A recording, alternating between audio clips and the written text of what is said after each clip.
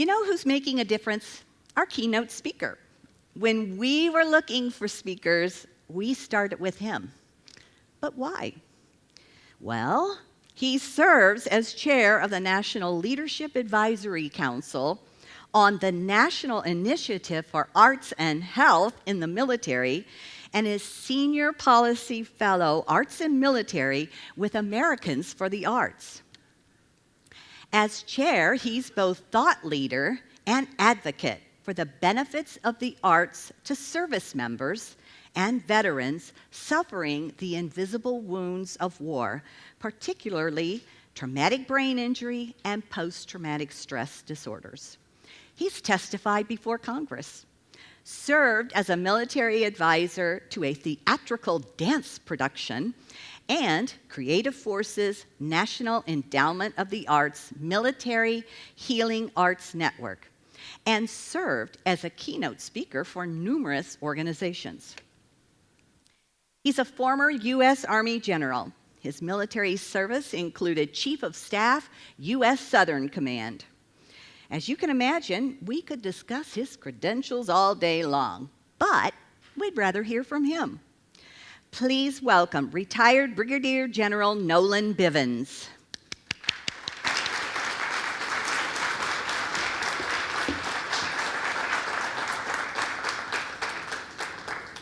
Once upon a midnight dreary, oh, that's not the right one, I'm sorry. That's just really testing my mic, that's all. Folks, thank you so very much back there. Thank you so very much for those warm remarks. And thank you so much for the Mid-Atlantic offering me an opportunity. Out of all that she says, I'm just an old infantry soldier. That's all I am. Just trying to make sure that I offer a little bit of help to those who are still serving, but also those who are like me that's in a veteran status as well.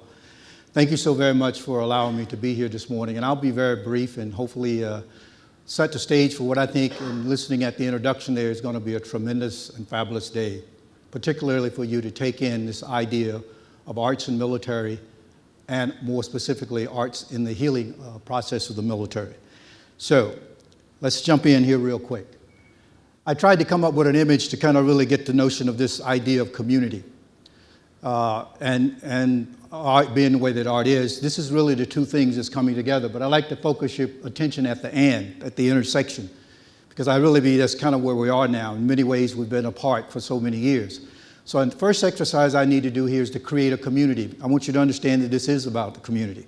So I'm going to ask about 3 questions, and when I ask the question, I'd like you to stand very momentarily, but don't sit down because it'll illustrate the point at the end. If you are serving or have served in the military and you're a veteran, would you please stand? First of all, thank you for your service. Really appreciate that. If you are a person in the audience who has a family member or relative who are serving or have served in the military, would you stand? Okay, now, as Michael Jordan would say, if you know somebody that knows somebody that knows someone who served in the military, would you please stand? So at this point in time, everybody in the room should be standing. Thank you so very much. And that's what brings me to my point, is that we are a community. And we are a community in so many ways that we don't take on just by walking into a room. We don't realize how connected we are, but more importantly to this particular subject. I'm going to start with a rhetorical question. Don't answer it. If you know the answer, don't answer it at this point. We'll get to it later. But the rhetorical question is this: what does the Battle of Fallujah and the Sandy Hook's Elementary School have in common? Just think about that. 2 roads diverged in a wood, and I took the one less traveled. And that has made all the difference. As I was preparing for this Frost idea just jumped in my mind. I don't know why it came in, but what it really was the twist on this metaphor that I found interesting for this discussion. While Frost was talking about the individual decision-making, I came up with this image that, well, really, where we are today is we have 2 roads that are converging in our community. The arts and the military communities, if they seize this opportunity, we can truly make the difference. And I think that's where you're kind of going today with this broader discussion. So we are talking about community. I have built that community with you. You know you're a part of it, whatever reason you come into the audience today. But for most people, when I go around and talk, it's like, what do you mean military and arts? These are 2 unlikely communities, right? Really not. They're really not. Whether you know it or not, the first president commissioned the play Cato to be presented to the troops at Valley Forge. He was an avid lover of that particular play, but it was also the nature of that play that was very important. So we really have a connection with arts in the military from the very beginning. And then there's what's called the Ghost Army. You may or may not know that. It was a special troops battalion in World War II of about 2,500 to 3,000 artists. And their mission was to use art as a way to deceive the enemy. And they served tremendously. A lot of great artists, famous artists, grew out of that particular unit. But the real question is, how did we get to this point of convergence? How did we get here today? And I'd like to start with the Army. Not the Army, the military. Forgive me, Marines. Any Marines in the audience? That was intentional, by the way. Anyway, so the military, I think it's the military challenges that are, in fact, what's getting us to this particular point. Let's just think about what our military has been going through for the last 15 years. This chart talks about the 2.7 million that have been deployed. And here's the interesting thing about it. These deployments have been historically back-to-back rotations. And these rotations have been for extended periods of time. And these separations, I think, have shortened more and more the time between these deployments. And the other aspect here is that they are returning really with three kind of signatures events: physical, mental, and also this moral issue that Cindy was talking about. What really I put in the category of the invisible wounds of war, as many people do. And then there's also the real fact that there's about 22 million plus veterans that are actually in this country, 1% or so, and they cover all generations from the World War II all the way Vietnam, Korea, and also the most recent conflicts. But really, there's a family side to this story as well. These challenges just do not touch the military service member, they also touch the family members. And I like to always highlight this notion about the children. The average military child will move 10 times during their career. Now think about this, and I know this from my own personal experience. Children don't move as flexibly as adults do, because they make friends, they get making relationships. That creates trauma, that creates stress in their lives. 80% of them live off the base. Did you know that? In your community here, I know Fort Leavenworth is a base in this area, but 80% of the military live in the community. They are not on the base, so they are a part of us. They are part of this community. These deployments have averaged 8, mostly 12 months or so of separation for the family. And here's the key thing also. There are dual military family leading these families as well. So how did the arts get to this point of convergence? In preparation, I realized that the National Assembly of the State Arts Agencies, they've made 5 arguments for the arts. If you're a practical advocate for the arts, they wanted to present you with these ideas. But I think these arguments really show how we got to this point of convergence as well. And I'd like to use those as one.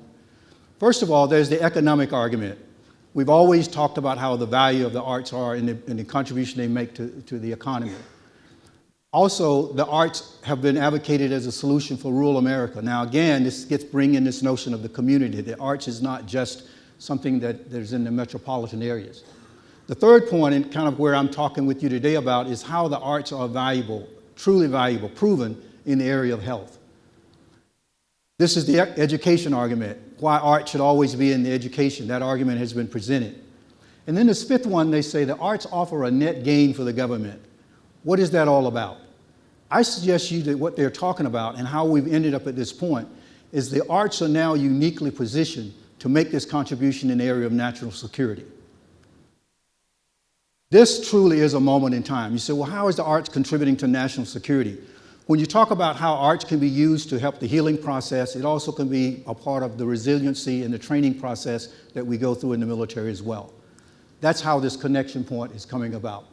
And this is a moment that if missed, sort of like that intersection point in the picture, once it passed, it's passed.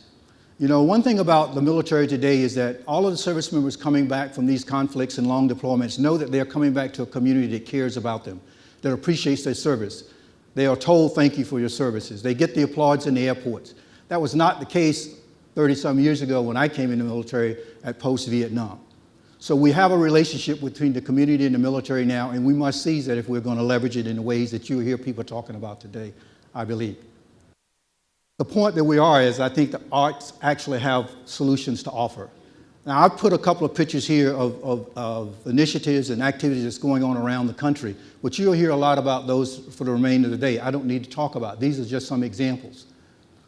But then the question is, why are the arts in the military at this particular point in time, you may ask? Why? Why? I think it's two core values that's of importance here. One is community, this whole notion of community, that thing I built with you at the beginning. And the next value that I think is very, very important is that of service. And that is of serving each other in this case. And I want to show a very short video to get this point illustrated, and then I'll come back and I'll get off stage. Thank you. As I was sharing the notion of selecting community as one of the values, but also this idea of service as a value, because as you heard in the video, the young man made the comment, I realized I had to take care of myself if I was going to help others. And that is an ethic that's really deep inside the military, but I think that ethic also exists in the military, in the civilian community as well. So I think it's around those 2 points that we can merge. Okay, but here's the reality of it.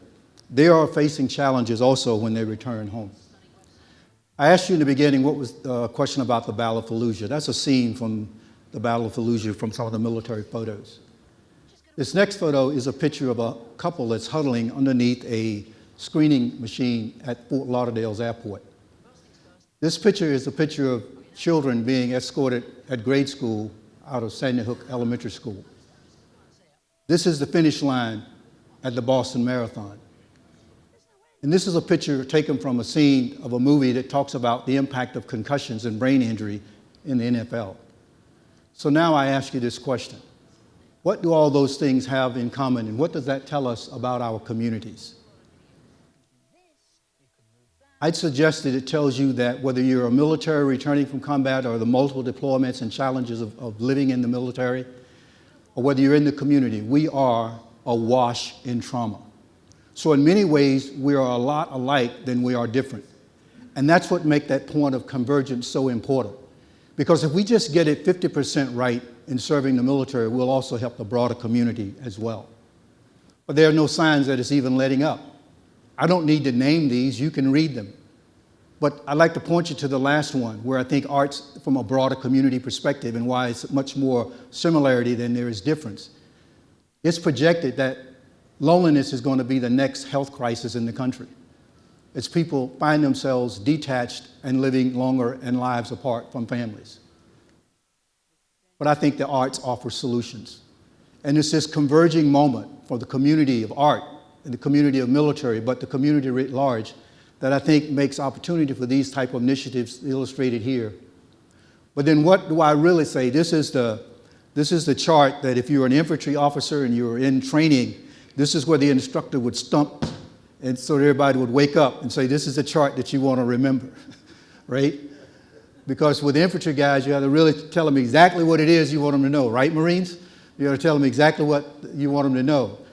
What I think is that we've got to bring the community together. Just think about it. There's 5 million Americans that are part of the military family life. But on the other side of this, there's 4.8 million art workers. And we got to figure out how we bring them together. And I've talked about the dimension of the family of this as well, because there's children, there's generational impact potentially. What we need is a framework for bringing these communities together and offering a collaborative. There's a lot of stuff already going on. And what I talk about is this whole notion of this organic ecosystem, where you take what is already happening, somebody has to step forward and say, I'm going to be that catalyst to bring it. That's that arts Milcom connection there to make this thing come together. And everybody else just go do all the great things they're doing. It's not about controlling. It's about enabling the collaboration and connection. There are some things already happening. I think there's some, I'll cite a few here. I'm not necessarily trying to advocate, but there are major strategic initiatives that I think communities can engage around. One is the National Initiative for Arts and Health in the Military, whose structures are focused on getting arts and healing and healthcare throughout the military service aspect more broadly. And they're uniquely positioned to do that with the arts organizations based upon their own connections. There are three other initiatives I'd just like to highlight with you. One is the Veteran Initiative, largely what that video was taken from. But there's also a state military and veterans initiative that the lieutenant governors are pursuing. Your lieutenant governors are part of that in this state. But also there's the NEA, National Endowment for the Arts Creative Forces Initiative, which is also working to extend the therapeutic engagement of the arts within the broader community. So there's a lot going on, but not just them. There are opportunities local. You have many in your community here already going on. And the idea here is in this third slide. The arts can help the military sustain, promote troop and family betterment. And the reason for that is because it's all about readiness. That's what I mentioned to you earlier about it being a moment in time. Because if we say, for example, most folks will tell you only 1% of the military is serving. And you say, well, if that's true, then what's going to happen in the long term? The long term means that you'll have those serving and those from those serving coming into the military more and more. And we may find ourselves even more detached, but I don't buy that because the community we created here this morning showed that everybody in here is connected to the military.